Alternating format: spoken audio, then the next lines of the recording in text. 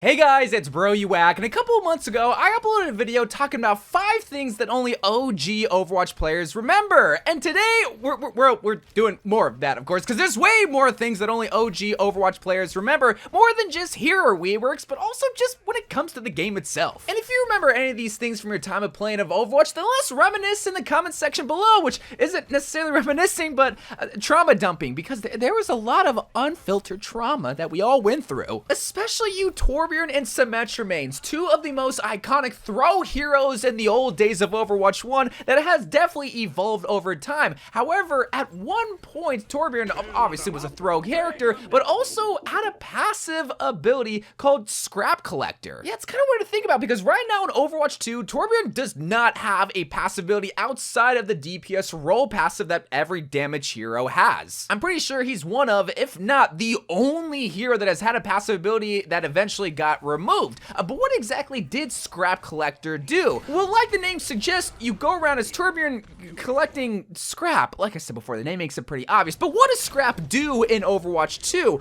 Well, this aspect about Torbjorn you might actually remember, but it allows you to give yourself and teammates armor packs. Ah, see, now you remember his passive, and now you remember scraps and armor, and an ability that was actually kind of useful if you think about it. Being one of the few support aspects for a DPS hero, anytime an enemy or an ally died, this little scrap icon would appear in place of their body, and it would gravitate towards you as Torbjorn when you went near it, and it would fill up this little UI bar that would allow you to then generate the scrap into armor packs, and then you toss the armor packs throughout the map for yourself or your allies. Now, you were limited with how much scrap you could collect based on how many people died on the field, but also how much scrap you could collect. It was capped at 200, and each armor pack cost 50 scrap, so at a given time you can only toss out 4 armor packs. Each armor gave you a total of 75 armor points, which again was a lot more durable and absorbed a lot more damage than regular health or a temporary shield that Symmetra at one point also could give her allies. And it was a good defensive ability because again, Torbjorn was seen as a defensive hero. However, Overwatch wasn't really seen as a defensive game because, well, a lot of the defense heroes really wouldn't work that well on attack, because oftentimes you would throw the armor packs and then your allies would just kind of like not see it because they would move forward, which made it a good ability in theory, but in execution, horrible. Now, while Torbjorn remained a scrap passive ability in armor packs for nearly 2 years, it was changed late in 2016 where you could generate scrap over time. However, the scrap that you got from enemy bodies would decrease drastically. This really wouldn't fix Torbjorn's throw mentality, where eventually they would have to rework Torbjorn entirely in 2018. That would eventually lead to his scrap passive removal and also armor pack ability removed in favor of the more modern abilities that we recognize in Torbjorn's hero kit today, which that rework alone could use a dedicated video. Let me know in the comments if you want to see me do that for Torbjorn. But we gotta talk about another here that has also gotten heavily reworked, Symmetra, because do you OGs remember when Symmetra had 2 ultimate abilities that could use at any given time? Well, actually, you couldn't use 2 ultimate abilities at once, but you had the option to choose between 2 ults, whether it was her teleporter, which we're very familiar with because it's in her hero kit today in Overwatch 2,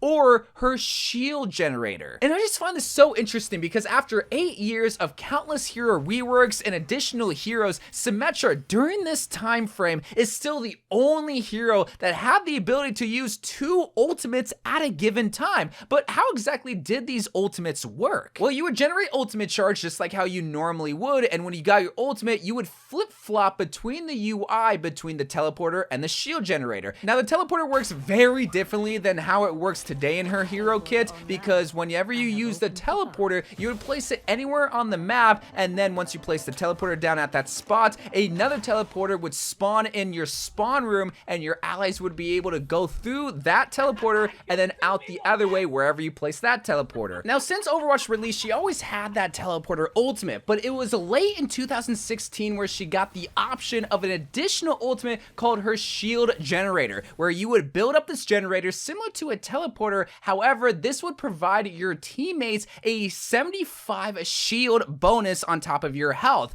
However, you had to be within range of the shield generator, which was 50 meters all around. Now, I don't really remember which people preferred over the the other, because ultimately Symmetra was just a bad hero in 2016 and also 2017 and 2018, because it took until 2018 to get her full rework, where she eventually got her Photon Barrier ultimate that we see in Overwatch 2 today. While this ultimate option lasted quite a long time, it is just a unique time in Overwatch's life where, again, it's the only hero in Overwatch's history that had the option of 2 ultimates at a given time. But this video is not to focus on just hero reworks, because there is one aspect about Overwatch that if it remained in the game, people would go crazy, and that is you had to complete a full circle on a hybrid or 2CP map for that point to count. Now, if you're confused of what I'm talking about, let me just further explain how this used to work. Let's take King's Row as an example. You know how on the first point you have to capture that point fully to get the payload moving? Well, in Overwatch 2, you sometimes wouldn't be able to capture that point, but you would get what is called percentage. So let's say you get past that first checkpoint tick, which is 33.3%, and then let's say you get to 50%. And oopsie, you didn't win the point, but you would still have a chance to win that game. Let's say the enemy comes and attack and doesn't even get to the first tick, you would get that win. Well, way back in the day, you would have to get a full 100% for you to even have a chance to win. While you did have checkpoint ticks that captured your progress, if you didn't get to 100%, it didn't count as a point. So if you almost captured the point, but you all died,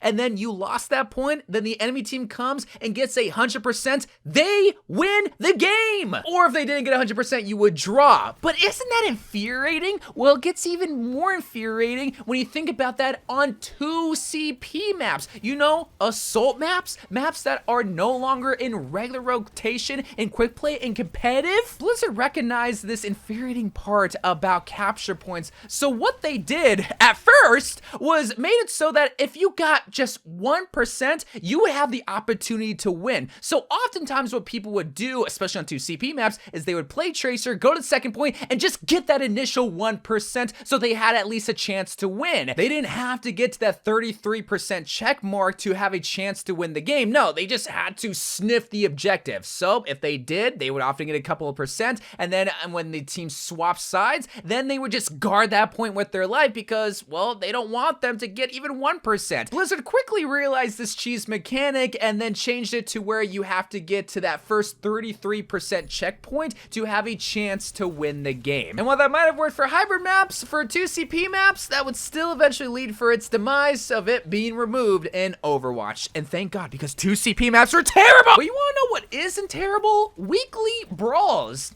See, you guys might not remember weekly Brawls. See, instead of the arcade in Overwatch that has tons of fun, quirky little game modes, back in the day in Overwatch 1, you would just have one mode come every week. This was at a time before Overwatch even had competitive, which in case you guys don't remember, Overwatch didn't ship with the comp mode. There would be this thing called weekly Brawls where it had specific limits that was just a fun version of Overwatch. Sometimes they would bring the Symmetra Brothers Brawl, where you could only play as Genji and Hanzo. Sometimes they would have overly defensive, where you only played as defense heroes. Or maybe you had a Mercy Pharmacy combo brawl, where you played with Mercy and Pharah. While these aren't the most in-depth game modes that you could play at the time, basically just limiting the amount of heroes that you could play, it was definitely a fun precursor to that would eventually lead to the flushed out arcade mode that we know today, with tons of modes going on at a singular time, with tons of settings and changes that really make these modes unique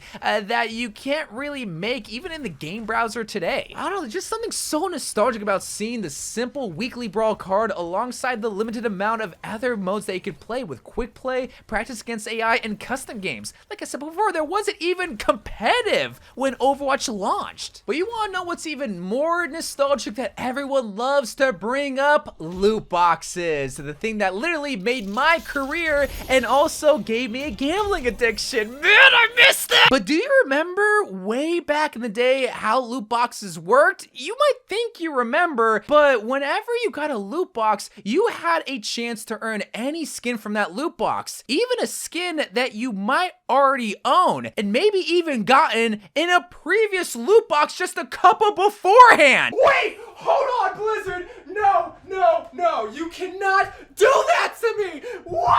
Whenever there was an event in 2016 and early in 2017, you would have event loot boxes. And I remember specifically in the very first Uprising event, I got like 50 loot boxes and I opened them and I think I got the Talon Widowmaker skin 3 times in those 50 loot boxes. Oh, you cannot be serious! Please, Blizzard, please! Why? You could say I was pissed, and the fact that I still remember that moment 7 years later just goes to show you not only how much of an OG I am, also how much of a gambling addict I became, but also how traumatizing and unfair those loot boxes was. Enough so that Blizzard had to go back and rework their algorithm for loot boxes to make them a whole lot more fair, specifically with events, because if you open the same event skin, it was a borderline scam because you would only get 200 credits that wouldn't even get you enough to get a regular base legendary skin, let alone a 3,000 credited legendary event skin. So eventually they made it so that if you open a legendary skin or an epic skin from that event, you would not get that skin in the loot boxes moving forward. Now, of course, if you did have all the skins from that event, eventually you would get a duplicate, but the fact that you would sometimes get a legendary skin and get the 200 credit duplicates, just but it's remembering those traumatic events early on that make us the OG that we are. And if you remember any of these things from the original Overwatch days, let me know in the comments down below. But until the next time, I love you guys. Thank you guys for watching. More Overwatch 2 videos to come, and bye.